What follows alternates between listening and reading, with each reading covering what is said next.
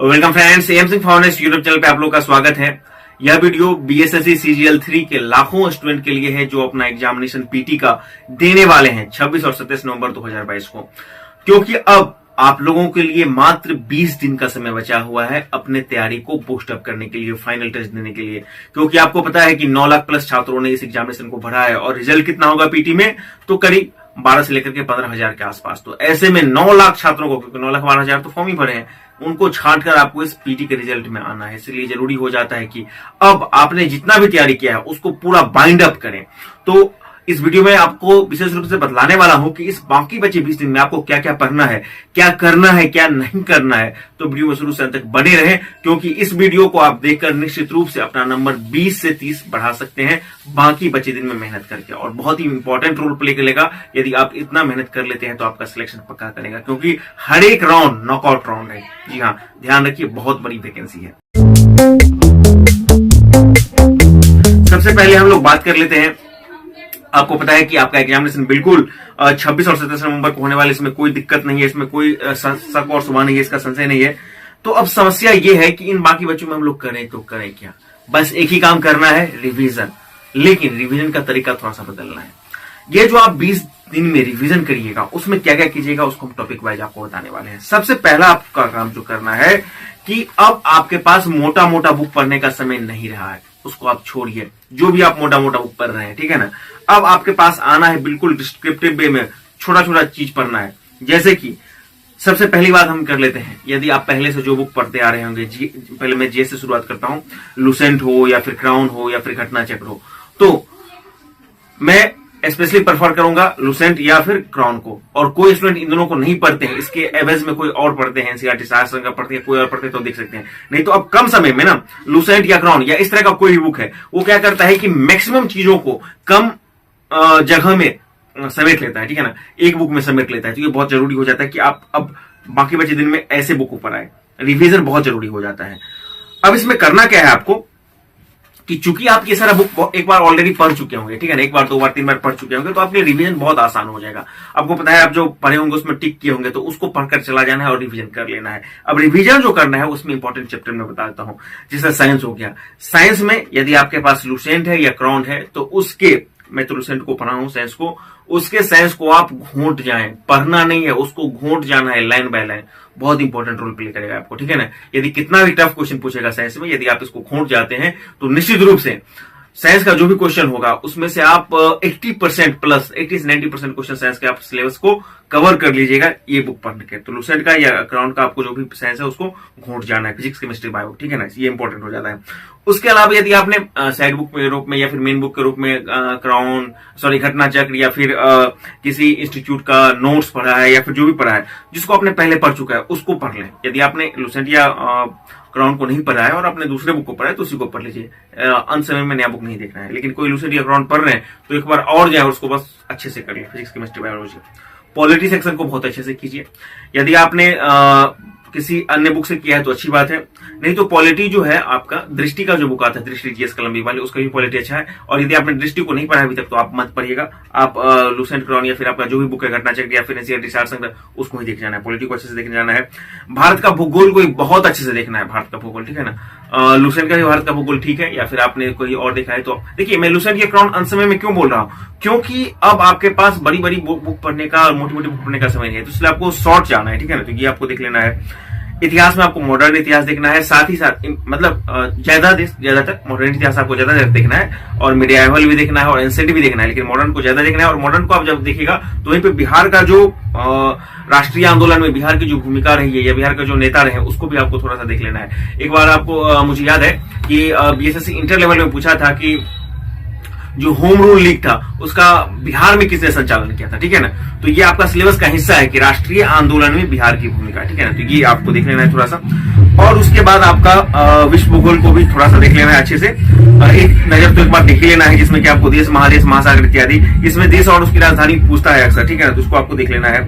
उसके बाद जी एक और चीज मैं आपको बता रहा हूं, जो लुसेंट का विविध है ना उसको बहुत अच्छे से देखिएगा। जो खेल और खिलाड़ी है उसको बहुत अच्छे से देखिएगा। हालांकि खेल और खिलाड़ी से करंट के क्वेश्चन पूछते हैं, लेकिन आपको किसी खेल का परिसर दे दिया या फिर कुछ इस तरह से दे दिया, कौन सा खेल किससे संबंधित है, कौन सा कप किससे संबंधित है ना, तो खेल खिलाड़ी और विविध लुसेंट का उसको भी आप घोंट जाए। बिल्कुल मैं जो बोल रहा हूं उसको आप मार्क कर लीजिए, आपके लिए बहुत ही फायदेमंद होगा। या इसके अल्टरनेट में यदि आप दूसरा बुक पढ़ते हैं लुसेंट के अलावा, यदि आप क्रॉनिक इत्यादि पढ़ते हैं तो उसको कर लेना, मतलब विविध और जो उसका खेल खिलाड़ी उसको भी आपको अच्छे से देख लेना है। साइंस को तो आपको मैंने बोल ही दिया।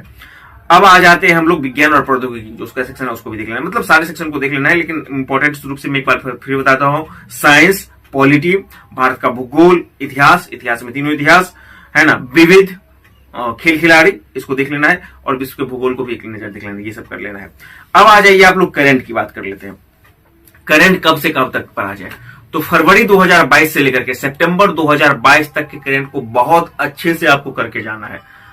बैकअप में 15 दिन का अक्टूबर का आप देख लीजिएगा, कोई हर्ज नहीं है। लेकिन मैं बता रहा हूं फरवरी 2022 से लेकर के सितंबर 2022 तक के करंट को बहुत अच्छे से करके जाइएगा, इसी में से करंट रहने की संभावना है। 8 या 10 रह सकता है आपको। अब इसमें भी महत्वपूर्ण चीज क्या है कि पुरस्कार हो या फिर कोई पुस्तक चर्चित हाल ही में, जैसे कि गीतांजलि का टॉम स्टोन है, या फिर गीतांजलि से का, या फिर इस तरह का कोई बुक जो हालिया चर्चित रहा है, ठीक है ना। पुरस्कार में सभी फिल्म पुरस्कार हो गया, ऑस्कर पुरस्कार हो गया, नोबेल पुरस्कार इत्यादि सबको देख लेना है। राजधानी और मुद्रा ये भी देख लेना है जो हालिया चर्चित है उसका, ठीक है ना। खेल और खिलाड़ी संबंधित भी, जैसे मतलब कि पिछला बार ओलंपिक हुआ था, या उसके अलावे इस बार जो हुआ है राष्ट्रमंडल खेल हुआ है ना, तो ये सब आपको अच्छे से देख लेना है। और उसके बाद अन्य महत्वपूर्ण जो भी घटना चक्र होगा, इंटरनेशनल युद्ध, इन चीजों को आपको देख लेना है, ठीक है ना।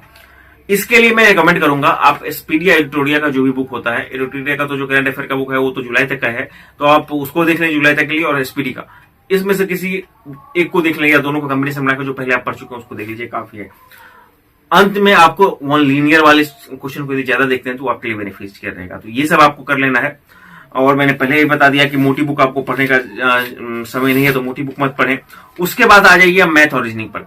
तो मैथ में आपको आर एस अग्रवाल का काफी फेमस है, और इसको आप देख लिए होंगे। अर्थमेटिक्स को देख लेना है, ठीक है ना।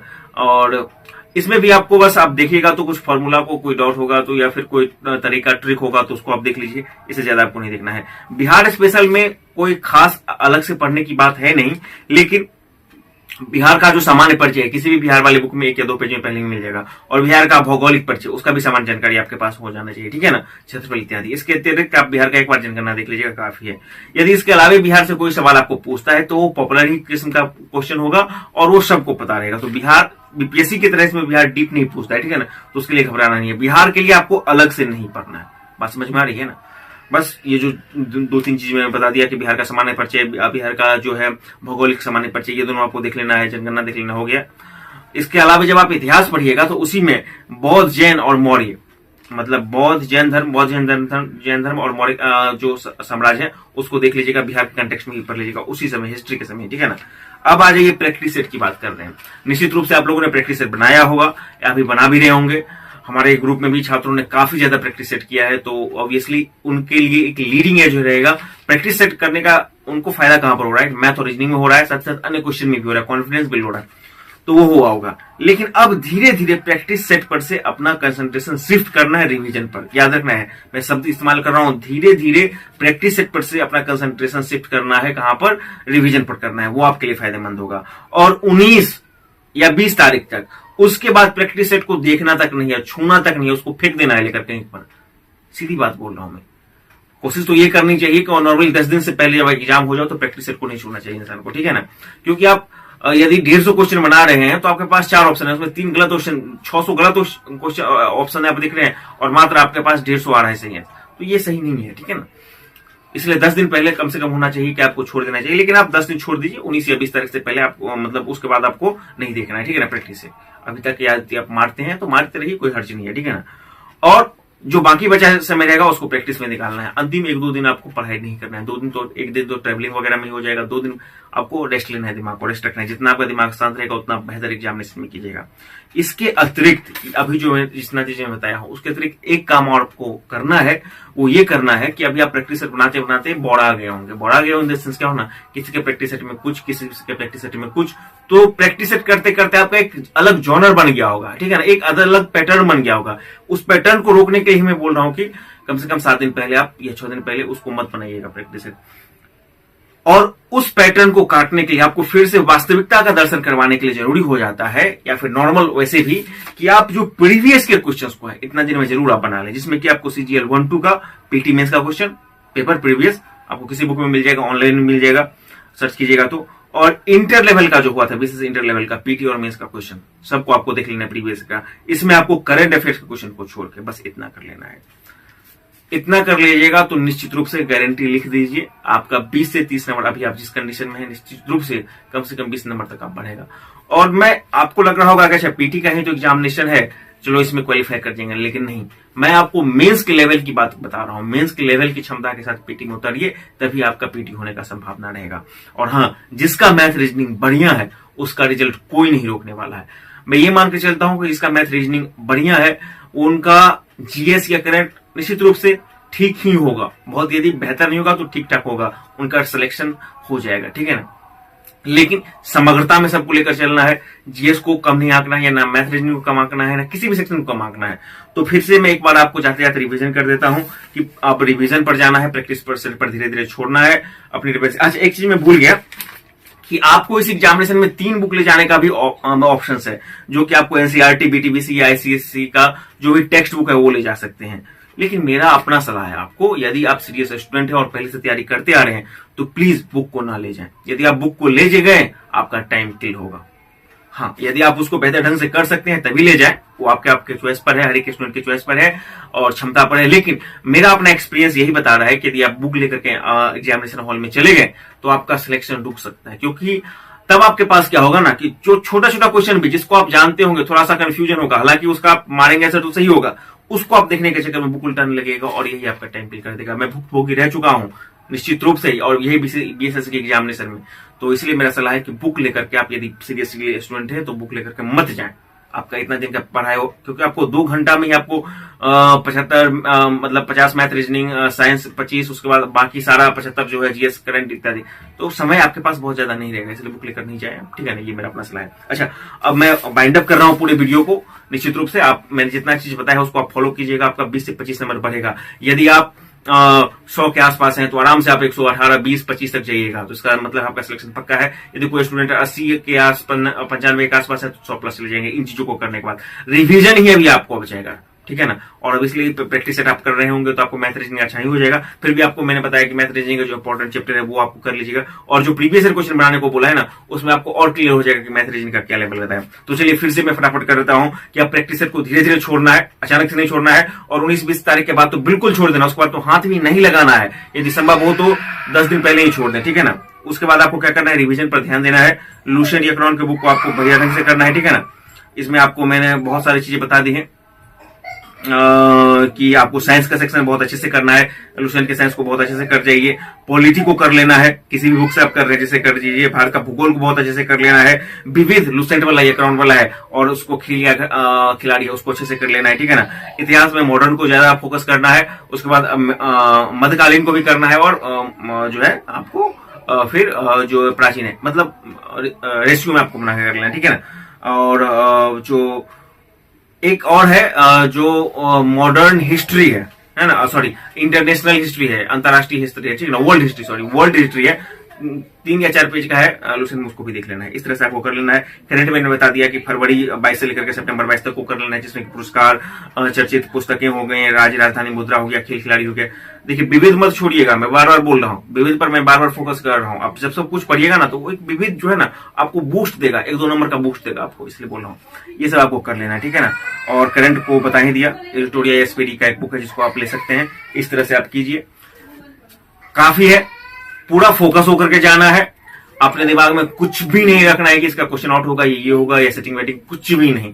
जो मेरिटोरियस है वो निश्चित रूप से आगे आएगा। काफी अच्छा पोस्ट है इसमें, क्या क्या आपको पता है कि 4600 ग्रेड पे का आपको सचिवालय सहायक ही मुख्य रूप से इसमें ज्यादा पोस्ट है। तो कीजिए मेहनत और बिल्कुल फोकस्ड हो जाइए।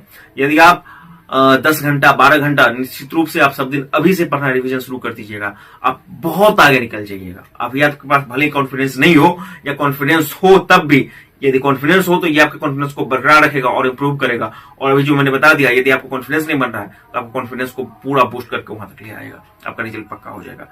अपने आप पर कॉन्फिडेंस रखना है, मेहनत करना है और आगे जाना है, और बहुत ज्यादा दिमाग में नेगेटिविटी नहीं रखना है। All the very best.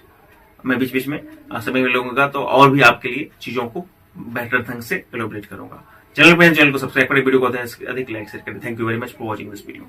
Subscribe करें हमारे channel M Singh phone news को और बेल आइकन को प्रेस करने के बाद नोटिफिकेशन को ऑन कर लें कॉम्पिटिटिव एग्जाम की तैयारी एवं संबंधित सभी जानकारी सबसे पहले पाने के लिए।